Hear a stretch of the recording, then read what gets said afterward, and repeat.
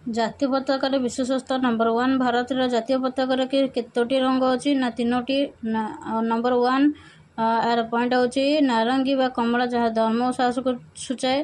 Number 2 ଧଳା ରଙ୍ଗ ଶାନ୍ତି ଏବଂ ମୈତ୍ରୀକୁ ସୂଚାଏ। ନମ୍ବର 3 ସବୁଜ ରଙ୍ଗ ସବୁଜିମା ଏବଂ ସମୁଦ୍ରୀ ବିଶ୍ୱାସକୁ ସୂଚାଇଥାଏ। ତ ନମ୍ବର 2 କ୍ୱେଶ୍ଚିନ୍ ତିରଙ୍ଗା ମଝିରେ ଥିବା ଚକ୍ର ଚିହ୍ନ ନାମ କ'ଣ? ଅଶୋକ ଚକ୍ର। ନମ୍ବର 3 ତିରଙ୍ଗା ପତାକାରେ ଥିବା ଅଶୋକ ଚକ୍ରରେ କେତୋଟି ଅର ଅଛି? 24ଟି। ନମ୍ବର 4 ଜାତୀୟ ପତାକାରେ ଥିବା ଏହି ଚକ୍ର କ'ଣ ସୂଚାଇଥାଏ? ଏହା ଦେଶର ଅଗ୍ରଗତି ଉଦାରତା ଏବଂ ବିଶ୍ୱପ୍ରେମର ସୂଚନା ଦେଇଥାଏ। ନମ୍ବର 5 ଜାତୀୟ ପତାକାରେ ଅଶୋକ ଚକ୍ର ଚିହ୍ନ ସ୍ଥାପିତ ହେବା ପୂର୍ବରୁ କେଉଁ ଚିହ୍ନ ରହିଥିଲା? ନା ଅରଖ ବା ଚରଖା।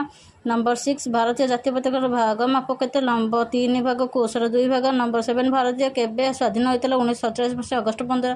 ନମ୍ବର 8 ସ୍ୱାଧୀନ ଭାରତର ପ୍ରଥମ ପ୍ରଧାନମନ୍ତ୍ରୀ କିଏ ଥିଲେ? ଜବାହରଲାଲ ନେହେରୁ। ନମ୍ବର 9 ଭାରତ ଜାତୀୟ ସଙ୍ଗୀତର ସମୟ ଅବଧି କେତେ? 52 ସେକେଣ୍ଡ। ନମ୍ବର 10 ଭାରତୀୟ ପତାକାର ଦୈର୍ଘ୍ୟ ପ୍ରସ୍ଥ ଅନୁପାତ କେତେ?